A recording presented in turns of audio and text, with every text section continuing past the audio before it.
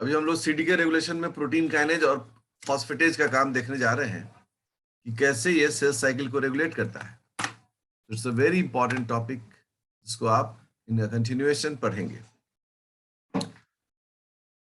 अब आपको एक काम हम लोगों ने प्रीवियस क्लासेस में बताया था, V1 काइनेज। तो V1 काइनेज क्या है? It is a protein kinase. Protein kinase यह एक प्रकार का प्रोटीन काइनेज है, जिसे हम लोग दूसरे वर्ड में क्या बोलते हैं? Tyrosine kinase. ठीक है ना, चूंकि यहाँ टायरोसिन पर जुड़ता है। और V1 काइनेज का क्या काम होता है? V1 काइनेज का काम होता है कि सेल के G2 से M फेज में एंटर करने के लिए जो चेक पॉइंट है, उस चेक पॉइंट से पहले MCDK एक्टिव नहीं हो, उसको ये काटता है। कौन? V1 kinase. ठीक है ना, V1 काइनेज जो है इसको ब्लॉक करता है, ब्लॉक करके रखता है। ये पढ़ा चुके हैं, इसलिए इस पर डिस्कस नहीं करेंगे। एक दूसरा एग्जाम्पल है और उसका नाम होता है CDC25 फॉस्फेटेज।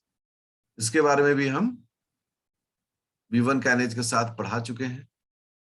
ठीक है, इसका काम क्या होता है?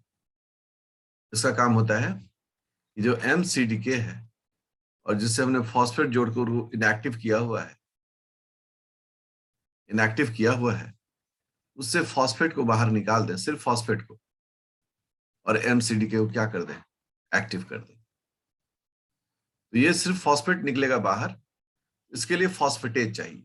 ठीक है, और इसके लिए हम लोग CDC25 फॉस्फेटेज का नाम करें।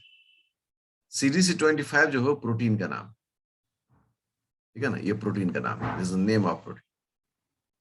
ठीक है, सेल डिवीजन साइकिल प्रोटीन 25।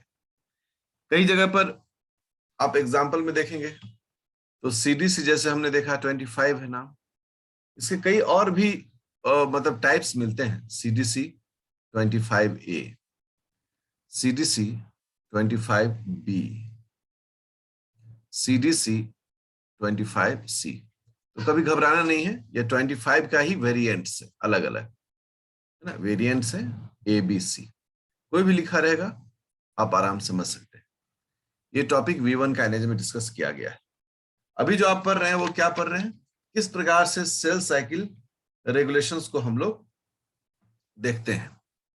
अब हमारा इसमें थर्ड पॉइंट है, that is called gene regulatory proteins. कुछ कुछ हम एग्जांपल्स पुट अप कर रहे हैं जो बहुत पॉपुलर है, जिससे क्वेश्चंस बहुत ज्यादा।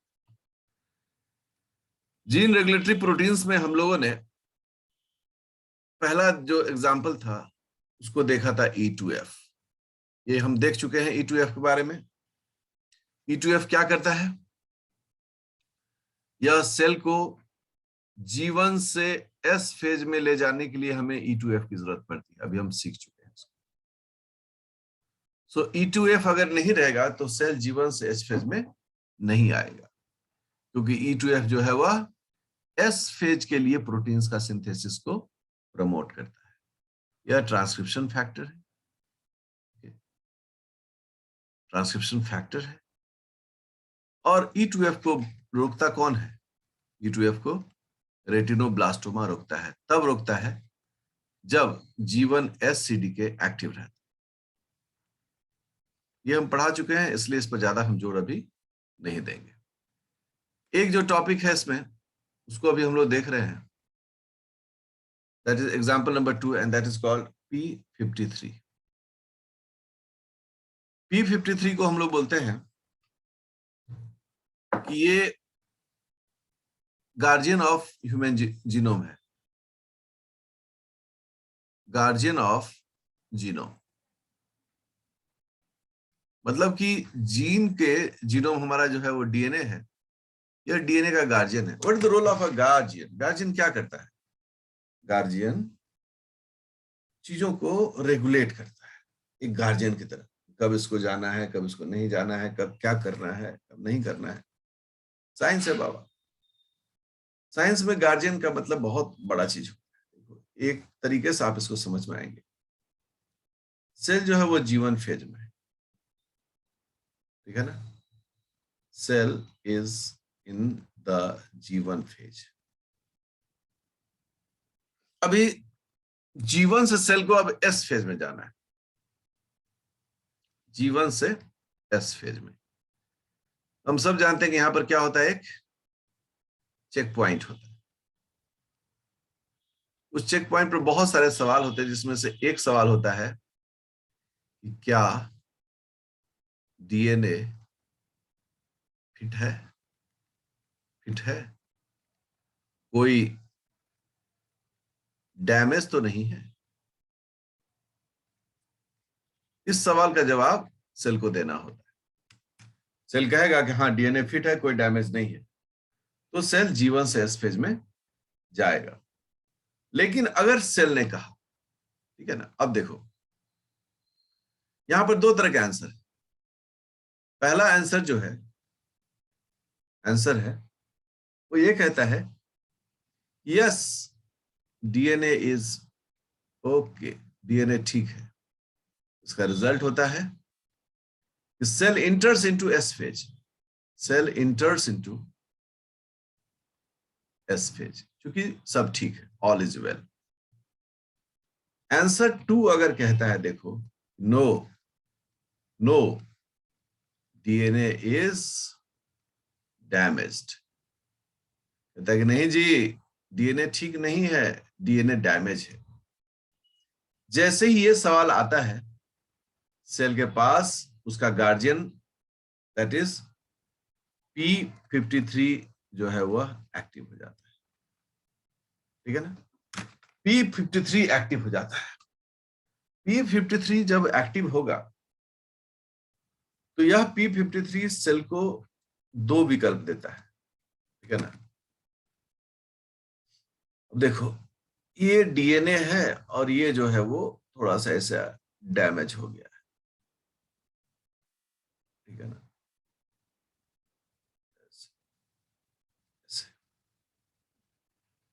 ये जो जगह है ये डैमेज है। अब देखिए क्या होता है कि P53 जो है वह एक्टिव हो, एक्टिव होने के बाद इसने सबसे पहला काम क्या किया, सबसे पहला काम ये होता है कि G1 से एस में जाने की प्रक्रिया को ये रोक देता है। अर्थात cell is ceased in G1, cell को G1 फेज में ही वो सीज कर देता है। सीज का मतलब क्या हो गया, डैमेज नहीं करना है ना। जैसे कैसे कोई सामान होता है, एयरपोर्ट पर कोई सामान आया और वो सामान का जो है प्रॉपर कागज नहीं है, वहां जो टैक्स जो होते हैं, इनकम टैक्स वाले या जो भी वहां सेल्स टैक्स वाले लोग होते हैं, वो लोग क्या करते हैं, उस सामान को सीज कर लेते हैं। कहते हैं कि नहीं ये सामान जब तक कि आप कागज नहीं दिखाइएगा ये सामान नहीं जाएगा। ठीक उसी प्रकार से G1 में सेल सीज हो गया, सेल अब S फेज में नहीं जा सकता। तो सबसे पहला काम P53 यही करता है कि G1 से S में जाने की प्रक्रिया को रोक देता है। अब उसके बाद ये सेल के पास दो विकल्प रहता है। आप सब जानते हैं हमारी जिंदगी में हमेशा दो विकल्प हमारी जिंदगी का हिस्सा होता है। पहला ये होता है, जो सबसे पहला, that is DNA repair. DNA repair सबसे पहला काम सेल को कहता है कि भाई डीएनए रिपेयर कर लो, गलती हो गई है सुधार लो, ठीक है। अब देखिए डीएनए रिपेयर के साथ क्या है, इफ यस डीएनए रिपेयर हो गया तो सेल G1 से एस फेज की ओर मूव करेगा। इफ नो, अगर सेल जो है वो रिपेयर नहीं कर पाया तो एपोप्टोसिस की ओर चला जाएगा, मतलब प्रोग्राम सेल डेथ, मतलब सेल को अब मरना हो। तो यहां पर P53 दो विकल्प के साथ काम करता है। पहला डीएनए रिपेयर कर लो, तो ये हो गया रिपेयर। अगर हाँ हो गया तो आगे बढ़ो, और नहीं हो गया तो फिर दूसरा ऑप्शन है। और दूसरा ऑप्शन में क्या है कि सेल एपोप्टोसिस में चला जाएगा, अर्थात सेल मर जाएगा।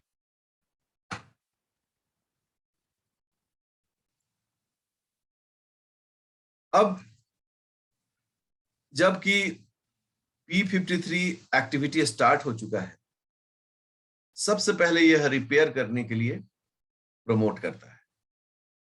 यह एक अलग सा प्रोटीन बनाता है, इसका नाम होता है P21। ठीक है, P21 जो है वह डीएनए रिपेयरिंग प्रमोट करता है। किसको प्रमोट करता है ये? डीएनए रिपेयरिंग को प्रमोट करता है P21। अगर ये रिपेयरिंग फेल कर गया मतलब गड़बड़ हो गया है, नहीं रिपेयर हो पाया, तब P53 एक दूसरे जीन को प्रमोट करता है जिसका नाम होता है बैक जीन। और यह जीन क्या करता है? एपोप्टोसिस को प्रमोट करता है। किसको प्रमोट करता है? एपोप्टोसिस। तो पहला ऑप्शन ये है और ये है दूसरा ऑप्शन, है ना। जैसे कोई डॉक्टर पहले क्या कोशिश करता है कि एक बहुत क्रिटिकली डैमेज पर्सन को, या लता जी है तो लता जी को बचाने के लिए डॉक्टर दिन रात मेहनत किया, लेकिन एक ऐसा समय आया जब शरीर ही ठीक होना नहीं चाह रहा है, तो फिर शरीर किस फेज में चला गया? एपोप्टोसिस में चला गया।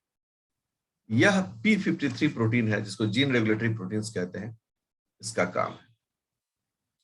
अब जो अंतिम कैटेगरी है उसका नाम होता है यूबिक्विटिन लाइगेजेस एंड देयर एक्टिवेशन। क्योंकि आप इसके बारे में बहुत पढ़ चुके हैं, हर जगह यूबिक्विटिन लाइगेजेस की चर्चा हो चुकी है।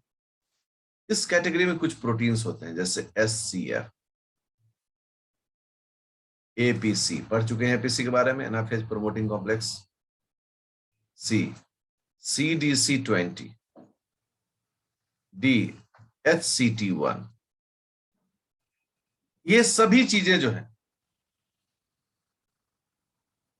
वह सेल में प्रोटीन्स को डैमेज करने में मदद करता है, मतलब डिग्रेड करने में मदद करता है, मतलब यूबिक्विटिन लाइगेजेस के लिए काम करता है। सबसे पहला जो है SCF, अगर थोड़ी सी जानकारी इसके बारे में, वैसे आगे इसके बारे में काफी चर्चा करेंगे हम लोग, ठीक है ना, तो एकदम घबराना नहीं है, लेकिन अभी एक ब्रीफ अगर जानकारी हम लोग लें तो हम लोग क्या कहते हैं कि ये SCF मतलब सेल में प्रोटीन्स को डैमेज करने में मदद करता है, डिग्रेड करने में मदद करता है, ठीक है ना। ये हेल्प करता है, helps to control G1 phase या G1 CDK हम लिखते हैं। ये G1 CDK को कंट्रोल करने में मदद करता है। कैसे? By catalysing the यूबिक्विटाइलेशन।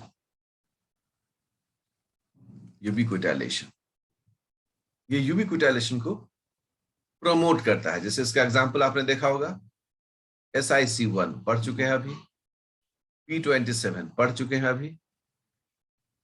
उस प्रोसेस में जाएंगे तो हम देखेंगे कि SCF जो है वह इसको यूबिक्विटाइलेशन करने में मदद करता है। अगले चैप्टर में इन सब के बारे में और डिस्कशन है। सेकेंड जो है APC, हम लोग पढ़ चुके हैं APC, एनाफेज प्रोमोटिंग कॉम्प्लेक्स, तो आप ये देख लीजिए, ऑलरेडी स्टडीड, बताया जा चुका है। C जो है उसका नाम है CDC20। CDC20 क्या करता है कि इट एक्टिवेट्स APC। तो अगर आप APC पढ़ रहे थे तो आपने CDC20 को उसमें देखा होगा। एंड D जो है वह है HCT1, इसको हम लोग अगले चैप्टर में भी बहुत डिस्कस कर रहे हैं, ठीक है ना। और HCT1 का काम क्या होता है? It maintains APC activity, anaphase promoting complex activity throughout G1 phase. G1 phase. तो मुझे थोड़ा सा आप दीजिए वक्त इसमें, क्योंकि जो नेक्स्ट चैप्टर है उसमें HCT1 इन सब के बारे में हम लोग काफी गहरी चर्चाएं करने जा रहे हैं। ये आपके एक बेसिक जानकारी के लिए है, आप इसको अपने एक नॉलेज बैंक के ऊपर में रखें कि हाँ, हमको इन सब चीजों के बारे में, आप स्टडी मटेरियल जो मेरा बनाया हुआ ये बुक में भी जाएंगे तो आप इन सभी चीजों के बारे में जानकारी आपको और डिटेल से प्राप्त होता है, वहां से जरूर पढ़ें। हाँ, अब हम लोग इस चैप्टर को एंड कर रहे हैं।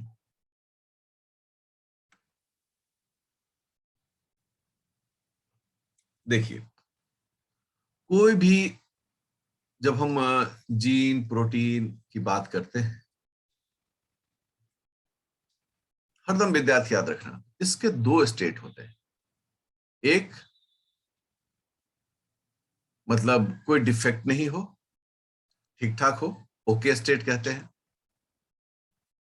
और एक डिफेक्टिव स्टेट, ठीक है। जो डिफेक्टिव स्टेट होता है उसे हम लोग म्यूटेशन क्या कहते हैं? म्यूटेशन। कहीं भी हम लोग, जैसे कि मान लो कि कोई जीन है, हमको कहेंगे कि ये जीन है और इसका म्यूटेंट है। मान लो कि एक हम कहते हैं कि CDC5 एक जीन है, ठीक है ना। इसके दो रूप हो सकते हैं, एक ओके मतलब कोई दिक्कत नहीं है, और एक म्यूटेंट। तो आप देखेंगे कि CDC5 को लिखने का तरीका और उसके मतलब देखना। एक हो गया CDC5 नॉर्मल लिखा हुआ है, एक हुआ CDC5 और ऊपर लिख दिया माइनस, एक हो गया CDC5 और ऊपर लिख दिया प्लस। CDC5 मतलब होता है नॉर्मल, जो काम करना है वो करेगा। जहां माइनस ऊपर लिखा रहता है इसका मतलब होता है लॉस ऑफ फंक्शन म्यूटेशन, मतलब एक ऐसा म्यूटेशन जिसके कारण फंक्शन खत्म हो गया। और अगर प्लस लिखा हुआ है इसका मतलब होता है गेन ऑफ फंक्शन म्यूटेशन, मतलब ये इसमें गेन हो गया फंक्शन म्यूटेशन का। इन तीनों चीज को मैं थोड़ा सा आपको समझाने की कोशिश करता, ठीक है ना। मान लो कि ये CDC है 5, मानते हैं, माना की, ठीक है ना। इसका काम है कि सेल को X फेज से Y फेज की ओर मूव कराता है, फेज से Y फेज की ओर।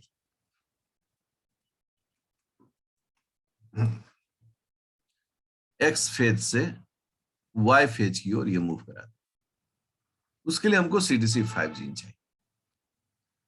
अब जब म्यूटेशन हो गया, ठीक है ना, और म्यूटेशन कैसा हुआ? Loss of function mutation. तो रिजल्ट क्या हुआ? X से जो Y जाना था वह क्या कर दिया गया? काट दिया गया, मतलब X से Y नहीं अब जा सकता है, ये ब्लॉक हो गया, ब्लॉक्ड। क्यों ब्लॉक हो गया? क्योंकि CDC5 जो है उसमें ये नेगेटिव साइन बताता है कि इसमें लॉस ऑफ फंक्शन म्यूटेशन हुआ है। क्या हुआ है? Loss of function mutation.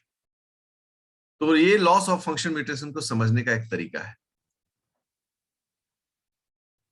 अब एक हम लोग एग्जांपल देखते हैं कि एक एक्स जीन है। क्या है जीन? एक्स जीन है। ये अभी इनएक्टिव है, सेल में इसका कोई रोल नहीं है, इट इज इनएक्टिव।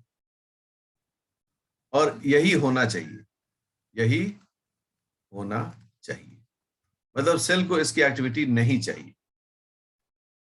क्या हुआ? कुछ ऐसा म्यूटेशन हो गया कि एक्स जो है वह प्लस मतलब गेन ऑफ फंक्शन म्यूटेशन कर लिया, gain of function mutation. Result क्या हो गया? इसने काम करना शुरू कर दिया, काम करना शुरू कर दिया। अब ये काम अच्छा भी हो सकता है और बुरा भी हो सकता है। अब ये डिपेंड करता है कि सेल के साथ क्या है। ये 99% ये बुरा वर्क ही होता है, 1% ही कभी अच्छा काम होता है। ऐसा क्यों हो गया? क्योंकि यहां पर ये प्लस जो है वो बता रहा है कि गेन ऑफ फंक्शन म्यूटेशन हुआ है। इस तरह लॉस ऑफ फंक्शन और गेन ऑफ फंक्शन म्यूटेशन देखा जाता है। अब आप देखिए कुछ एग्जाम्पल हम पुट अप कर रहे हैं और आप देखिएगा कि क्या होता है। ठीक है, हम एक लिख रहे हैं साइक्लिन D1। आपको बताया हुआ है कि इसके कई सारे वेरिएंट्स होते हैं। साइक्लिन D1 के साथ देखिए दो हम कंडीशन देखने जा रहे हैं, एक ओके और एक म्यूटेंट। म्यूटेंट जब ओके है और चूहों पर देखा गया, माइस पर स्टडी किया गया, तो क्या देखा कि जब ओके है तो चूहा जो है वो एकदम बढ़िया फर्स्ट क्लास चूहा।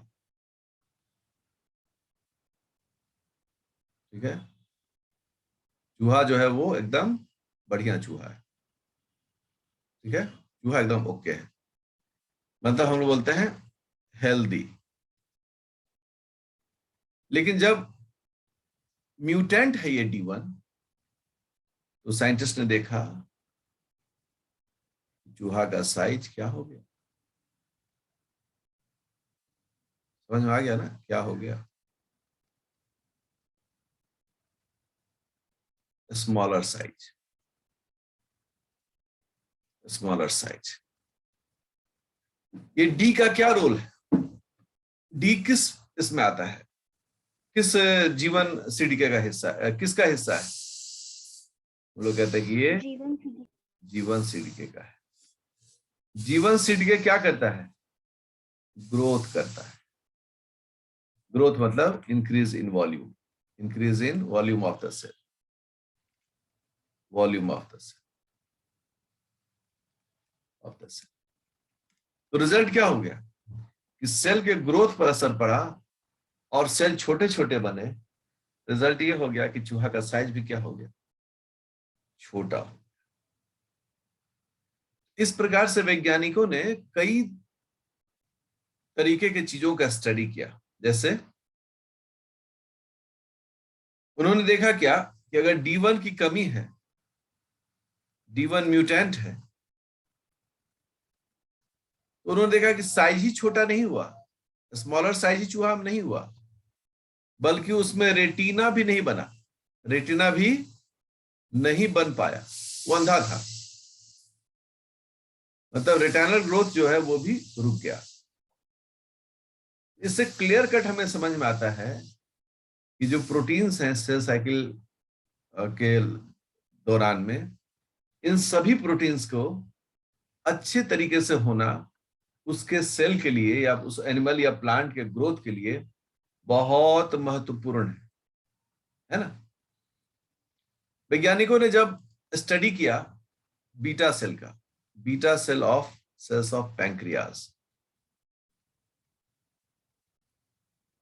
तो बीटा सेल्स हम सब जानते हैं क्या निकलता है? इंसुलिन। उन्होंने एक चूहे पर एक्सपेरिमेंट सब ज्यादा चूहा पर ही क्या आता है, चूहे पर स्टडी किया, देखा कि बीटा सेल जो है is not producing insulin. Beta cell जो है वो इंसुलिन प्रोड्यूस नहीं कर रहा है। उन्होंने देखा कि उसमें CDK4 जीन जो है यह म्यूटेंट हो चुका है। क्या हो चुका है? ये म्यूटेंट हो जाए, मतलब CDK4 minus, loss of function mutation. Scientist ने क्या किया कि जिस सेल में ये म्यूटेंट माइनस था उसमें उन्होंने बाहर से डाला, क्या डाला?